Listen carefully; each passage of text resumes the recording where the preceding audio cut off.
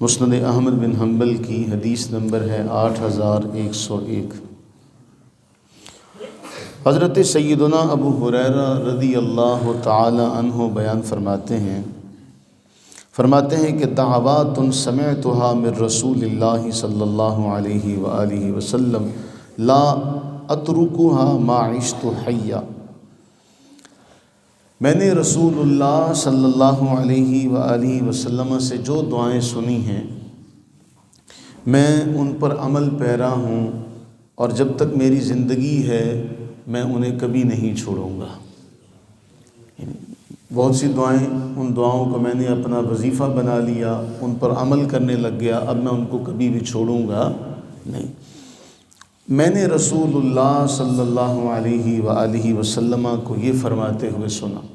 اب وہ دعائیہ کلمات، اگر وہ کلمات یاد نہ ہوں تو ان کے معانی ضرور یاد کر لیے جائیں کہ اللہ تعالیٰ کے حضور رسول اللہ صلی اللہ علیہ وآلہ وسلم عرض کرتے ہیں، اور میں نے ان سے سیکھا۔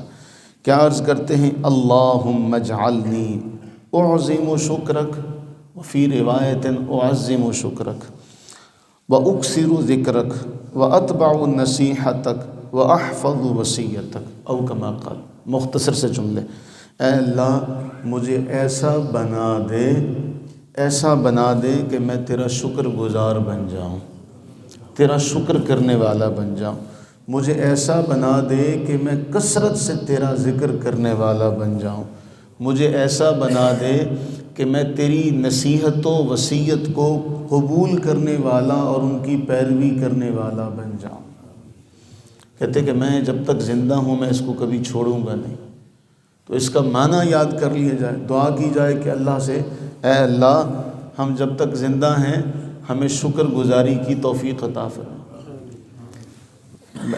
کل ہم ایک بیٹھے ہوئے تھے استاد صاحب کے پاس، تو استاد صاحب فرمانے لگے کہ جتنی مخلوقات ہیں اللہ کی، ان مخلوق میں حضرت انسان کا رہنا سہنا، اس کا پینا کھانا اٹھنا بیٹھنا سونا سب مخلوقات سے جدا ہے۔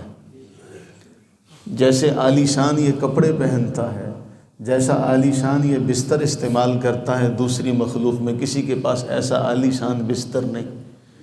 جیسی رہائش اس کی ہے، رہن سہن اس کا ہے، دوسری مخلوقات میں کسی کا رہن سہن ایسا نہیں۔ اللہ تعالیٰ نے اسے ایسا مقام و مرتبہ دیا۔ تو وہ دعا مانگی جائے کہ اے اللہ ہمیں شکر گزار بنا دے، کیونکہ اس کی توفیق کے بغیر یہ ممکن نہیں۔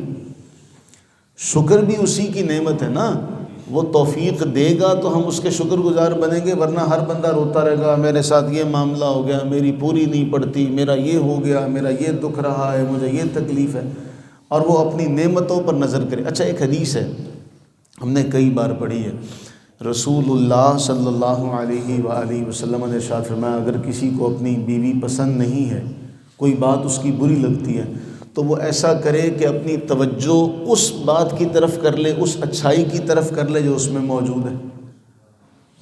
یعنی برائی کو دیکھنا چھوڑ دے، برائی کو سوچنا چھوڑ دے، اس میں کوئی تو اچھائی ہوگی نا، اس اچھائی پر اپنی نظر ڈال لے۔ تو بلا تشبیہ اور بلا تمثیل ہمارے اندر بہت ساری کمیاں ہوں گی، ہمیں اللہ تعالیٰ کی طرف سے ہو سکتا ہے دوسرے کو وہ ملا ہو، ہمیں نہ دیا گیا ہو، تو ہم یہ دیکھیں کہ جو ہمیں دیا گیا ہے اس کا ہی شکر ادا کرنے والے بن جائیں۔ ہمارے پاس کون سا اس کی دولت کی، اس کی نعمت کی کمی جو اس نے ہمیں دی ہوئی ہے کہ ہم دوسروں سے تقابل کریں اور ہمیشہ اس بات کا شکار رہیں کہ نہیں یہ ہمارے پاس نہیں ہے، یہ ہمارے پاس نہیں ہے، تو اس کے بالمقابل یہ کیوں نہ کہیں کہ یہ ہمارے پاس ہے۔ اے اللہ اس کا شکر ادا کرنے والا بنا، کیا پتہ شکر ادا کرنے کے بدلے اللہ ہمیں مزید دے دے۔ وہ قرآن میں فرما رہا ہے نا، لَإِن شَكَرْتُمْ لَأَزِيدَنَّكُمْ، تم میرے شکر گزار بن جاؤ میں اور مزید نعمتیں تمہیں عطا کروں گا۔ تو سب سے پہلا جملہ، اے اللہ مجھے اپنا شکر گزار بنا دے۔ دوسرا کہ کثرت ذکر، محاورہ ہے اور حدیث پاک میں بھی آیا، جس شے سے انسان محبت کرنے لگ جائے اس کا ذکر ہر وقت کرتا رہتا ہے، اس کا ذکر کثرت سے کرتا ہے۔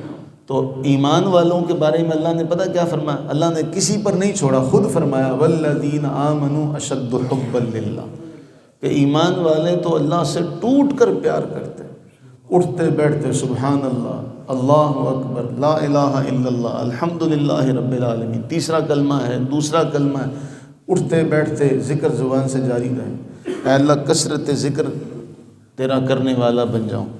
پھر دو باتیں، تیری نصیحت اور تیری وصیت کی حفاظت کرنے والا اور ان کی پیروی کرنے والا بن جاؤں۔ یہ دو باتیں ہیں بہت اہم۔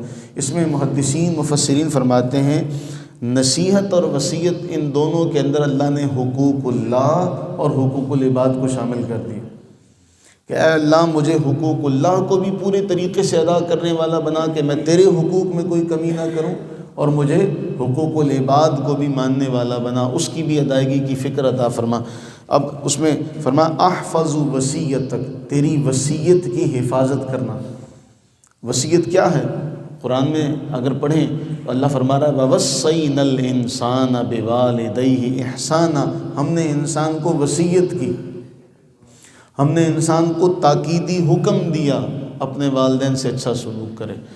یوصیکم اللہ فی اولادکم، اللہ تمہیں وصیت کرتا ہے، تاکیدی حکم دیتا ہے تمہیں تمہاری اولادوں کے بارے میں، تمہیں بیٹوں کے بارے میں، بیٹیوں کے بارے میں۔ ابھی چند دن پہلے کی خبر ہے کہ تیسری بیٹی پیدا ہونے پر خاتون نے ہسپتال کی چھت سے چھلانگ لگا دی۔ کیا ہمارا معاشرہ جہالت کی اس قدر پستی میں گر گیا کہ وہ قرآن کے اس فرمان کو بھول چکا ہے؟ اللہ فرما رہا ہے بیٹے بھی میں دیتا ہوں، بیٹیاں بھی میں دیتا ہوں۔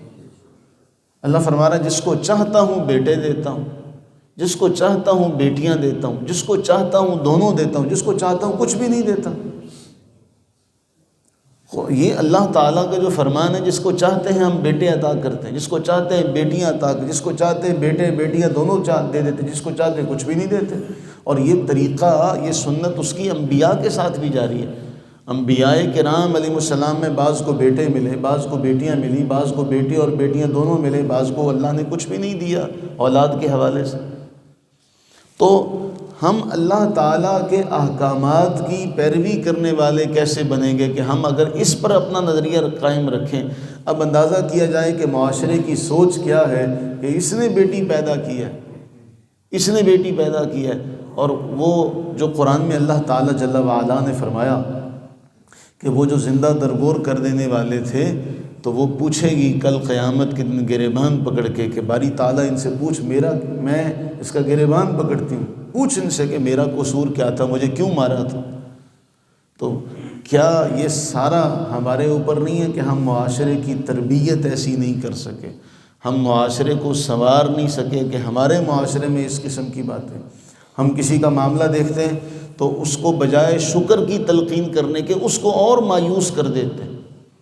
اگر ہمارے سامنے مخلوق کا کوئی معاملہ پیش آئے تو ہم اس کو بجائے کھڑا کرنے کے ہم اس کو اور مزید بٹھا دیتے ہیں۔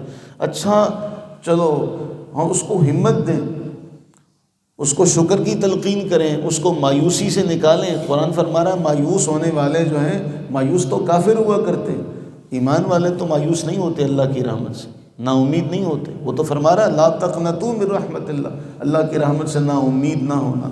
تو میرے عزیزو، یہ دو مختصر سے جملے دیکھنے سننے میں بہت چھوٹے ہیں۔ وَأَتْبَعُ نَصِيحَتَكَ وَأَحْفَظُ وَصِيَّتَكَ، کہ میں تیری نصیحت کی اتباع کرنے والا بن جاؤں، تیری وصیت کی حفاظت کرنے والا بن جاؤں۔ لیکن یہ عمل میں بہت بھاری ہے، اللہ کی وصیت اور نصیحت کی حفاظت کرنا اور ان کی پیروی کرنا، یہ اس کی توفیق کے بغیر ممکن نہیں۔ دعا کریں اللہ ہمیں اس کی توفیق عطا فرمائے، اللہ تعالی ہم سب پر اپنا فضل فرمائے۔ اور وہ جو جملہ ہے نا رسول اللہ علیہ السلام کا کہ جنتیوں کے لیے جنتیوں والے کام آسان ہیں، تو اللہ تعالی ہمیں جنتی بنا دے اور تاکہ ہمارے لیے وہ نیکیوں والے کام آسان ہو جائیں۔ جب وہ آسان ہو جائیں گے تو ہمیں کرنے میں کوئی مشکل پیش ہے، اس کی نصیحت کا معاملہ ہوگا، اس کی وصیت کا معاملہ ہوگا، ہم آسانی سے اس پر کام کرنے والے بن جائیں گے۔ اللہ تعالی ہم پر اپنی رحمتیں برکتیں نازل فرمائے۔